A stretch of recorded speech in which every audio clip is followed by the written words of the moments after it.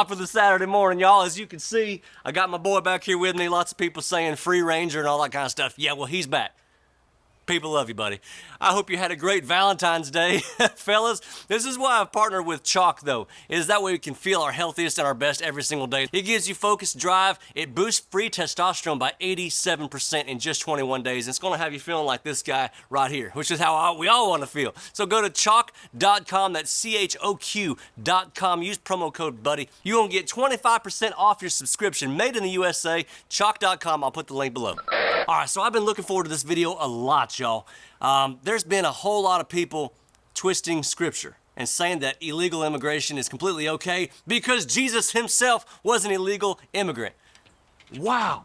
I know, right? I'm exasperated by it too, Ranger. I really can't believe we even have to talk about this, but let Uncle Buddy break it down for you because you really need to know this kind of stuff. It's controversial, but when you know the history and the truth biblically, it's very, very easy. So what I'll do is I'll give you a great breakdown video from a pastor and Army veteran, Ryan Visconti. He's out there in Arizona. He does a fantastic breakdown. I'm going to piggyback on top of that and bring it home. Y'all check this out. This is the play that's about to get ran against us on illegal immigration. Progressives will use weaponized empathy to emotionally manipulate Christians and confuse us. So first, the Bible does tell us to love immigrants, of course, but we can show love without enabling lawbreakers or sacrificing our own security, just like we love alcoholics, but we still enforce DUI laws.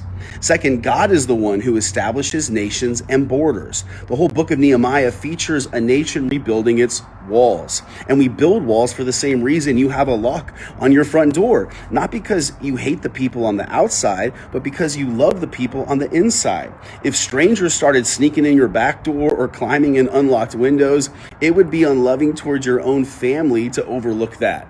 Immigration has made our country great, and we continue to welcome legal immigrants, but when people break the law, there are consequences. The gospel shows us it's the upholding of justice that allows for the extension of mercy.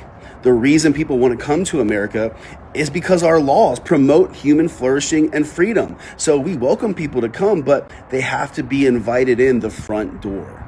Invited through the front door. Look, anybody coming through the back or through one of the windows down here in Mississippi, go and find some holes in them real fast. Y'all, I'm taking my son up to Kansas later on this year. We're going to go deer hunt. We've got to have all these kind of out-of-state tags, and we got to have a lottery system that we entered into just specifically for the state of Kansas because we're not residents of the state of Kansas, and I'm already a U.S. citizen. My son's already a U.S. citizen. We have to still apply for that stuff. So for any of y'all uncomfortable with this, remember that heaven itself has a border, and it's also got a list. You may remember it's called the Book of Life. The only way inside is to be a citizen of heaven. The only way to be a citizen of heaven is through Jesus. So here's how we know that Jesus was not an illegal immigrant. He was born in Bethlehem, okay? He was from Nazareth, but he was fleeing King Herod. So he went where? To Egypt. Egypt, by the way, was part of the Roman Empire, and you have to get that. In Jesus' day, Egypt was the Roman Empire. So even though he wasn't a Roman citizen, he was Jewish, so it would kind of be like going from California to Florida, okay? You'd be fleeing Gavin Newsom, but you're still under the state controlled by Ron DeSantis. Still the USA, y'all. So here's a map, okay, because this really is going to help you. The map of the Roman Empire in Jesus' day, to help you see what I'm talking about. Y'all can clearly see where Joseph and Mary actually went. Actually, Mary and Joseph had to go out of their way to follow the law and pay the census because they were submitting to the governing authorities there. By the way, the trip was about 65 miles uphill. Like your grandparents used to tell the old stories, Mary probably on a donkey, Joseph probably walking that whole 65 miles.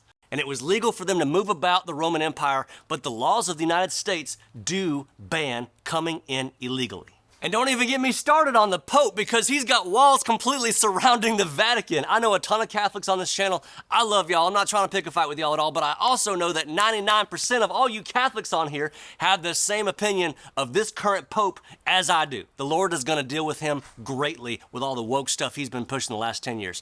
Now, you have your ammo for anybody who is twisting scripture and doing that is because, bless their heart, they never owned a Bible map. Okay? Have a great week. Go order some of this chalk. I'll put the link below because life is too short not to feel amazing wherever you go. God bless you and yours out there. Be good.